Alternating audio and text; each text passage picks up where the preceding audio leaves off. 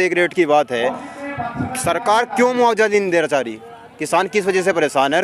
सरकार क्यों नहीं चाहती मुआवजा देना? पिछली दूसरी जगह कुछ और मुआवजा है, यहाँ कुछ और मुआवजा है।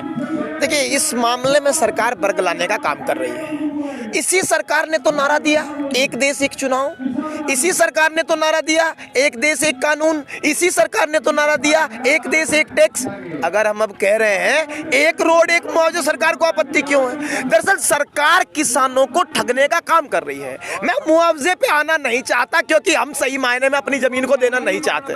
मुआवजे वो लोग खरीदते हैं जो दुकानदारी करते हैं, हम इस जमीन की दुकानदारी नहीं करते हैं। ना हमें तुम्हारा मुआवजा चाहिए, ना हमें जमीन देनी है। मेरा मुख्य सवाल ये है, अगर आपका कैमरामैन दिखा पाए, गौर से देखिए इस जमीन को। मैं बस ये जानना चाहता हूं कि प्रशासन और शासन को यह हक किसने दिया था कि खड़ी हुई फसल पे इस जमीन पे बुलडोजर चला दे? मैं ये जानना चाहता हूं इस देश के प्रशासन को यह हक किसने दिया कि इस फसल के साथ जिस बच्चे की शिक्षा के सपने पनप रहे थे, जिस माँ की ममता पनप रही थी, जिस किसान का पसीना पनप रहा था, उस पर बुलडोजर चलाने का हक इस देश के शासन प्रशासन को किसने दिया है? और मैं आपके माध्यम से कहना चाहता हूं, राहत इंदौरी का शेर है, अब तक जो बुलडोजर चल गए, अब निगरानी पे यहाँ किसान बैठा है।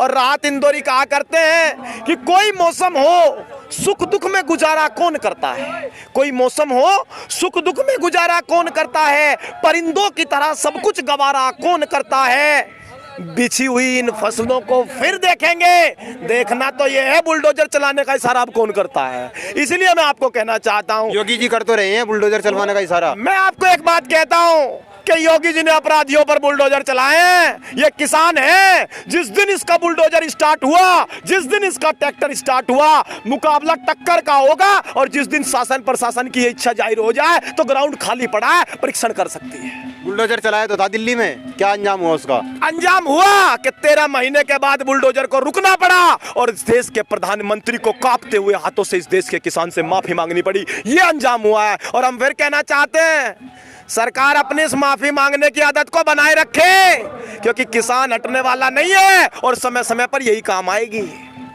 ये बात हम साफ तौर पर कहना चाहते हैं। तो अब क्या लगता है आपको, सरकार मानेगी या नहीं मानेगी? सरकार नहीं मानेगी तो हटा ही दीजिए। आप लोग मीडिया कर्मी हमेशा किसान आंदोलन में भी यही कहते रहे, नहीं मानेगी नहीं मानेगी। एक दिन प्रधानमंत्री आए, मानी कि नहीं मानी? नहीं मानी तो हटा दीजिए। सरकार मानेगी और उसी तरीके से मानेगी जिस तरीके से किसान आंदोलन मानी थी। तरीका टिकैत साहब जानते, हम जानते कैसे मानेगी। तो आज जो राकेश टिकैत जी आए हैं उसके पीछे क्या कारण है?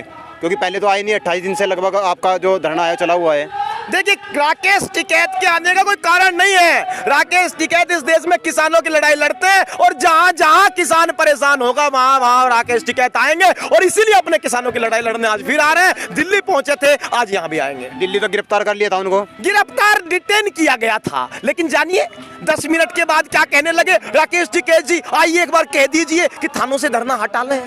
ये किसान अब हटने वाला नहीं है। ये झूठे वादों से, झूठे इरादों से, झूठे करारों से अब किसान रुकने वाला नहीं है। अब इसको लड़ाई का नायक भी मिल चुका है और लड़ाई की मंजिल भी साफ तौर पर तय है। हक लेकर रहेंगे। तो इस आंदोलन के बारे में क्या कहेंगे, कितना लंबा चल सकता है ये आंदोलन? इस आंदोलन को लंबा कितना चलाना सरकार तय कर ले, रुकने वाला नहीं है, ये हमने तय कर रखा है। अब कितना लंबा चलाना सरकार तय कर ले, हम हटने वाले नहीं है। हाँ जी, क्या लग रहा है आंदोलन का? एक रोड एक रेट भाई।